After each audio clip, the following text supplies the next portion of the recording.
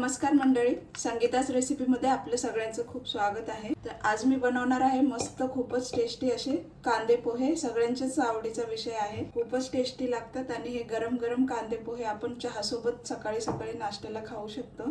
खूपच मस्त आणि टेस्टी लागतात। चला तर मग सुरुवात करूया मस्त रेसिपीला। सुरू करण्याच्या अगोदर मी तुम्हाला फुलं दाखवते। आज माझ्या टेरेस गार्डन मध्ये खूप छान असे जास्वंदी फुललेली आहे। पहा किती मस्त जास्वंदी फुलले, खूपच छान।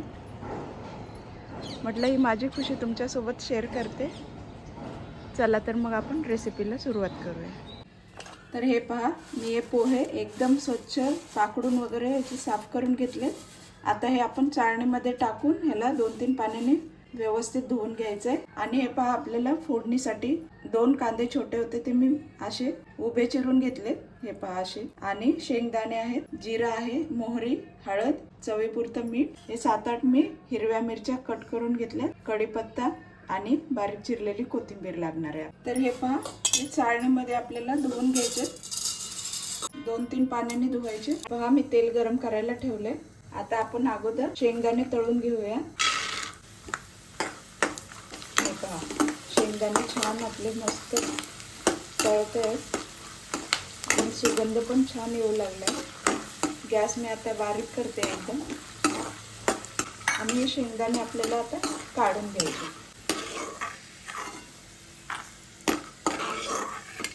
आता याच तेलामध्ये आपल्याला फोडणी घालायची। 1 चमचा मोहरी घातली, अर्धा चमचा जिरे। मोहरी छान तडतडू द्यायची, म्हणजे कच्ची नाही राहणार, नाहीतर दाताखाली येते आणि कडू कडू लागते। त्यामुळे मोहरी छान भाजल्यानंतरच कांदा घालायचा। कांदा आपल्याला छान परतून घ्यायचा मस्त। आता मी गॅस मीडियम ठेवलेला आहे, कांदा लवकर भाजेल जरा। थोडासा हलकासा कलर चेंज झालाय कांद्याचा। याच्यात आपण मिरची घालूया। तिखट तुमच्या आवडीनुसारच तुम्ही घ्या, आणि आम्हाला जरा तिखट आवडतं जरा, आणि पोहे म्हटलं की थोडेसे जरा आपल्याला तिखटच छान टेस्टी लागतं। त्याच्यात आपण कढीपत्ता घालूया। कलर चेंज होत गेलाय, मस्त कांदा भाजलेला आहे, करपलाही नाही आणि कच्चाही नाही, मस्त झालाय। आता याच्यात आपण थोडीशी हळद घालूया। किती सुंदर कलर आलाय बघा, मस्त। आता याच्यात आपण थोडीशी कोथिंबीर घालूया। अर्धी कोथिंबीर मी ठेवली, नंतर वरून घालण्यासाठी पोह्यावरती, आणि फोडणीमध्ये घातली थोडीशी तर टेस्ट खूप छान येते। शेंगदाणे आहेत ते घालूया आणि मिक्स करून घेऊ। आता याच्यात थोडंसं मी मीठ घालून घेते। हे पहा, म्हणजे आपल्या फोडणीतले मिरची वगैरे आहे ते असे अळणी लागणार नाही, मस्त खमंग टेस्टी लागेल म्हणून।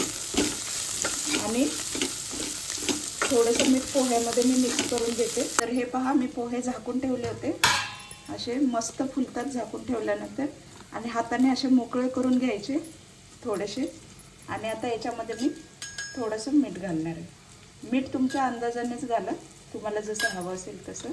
आणि हे मिक्स करून घ्यायचं छान, म्हणजे सगळ्या पोह्यांना लागेल।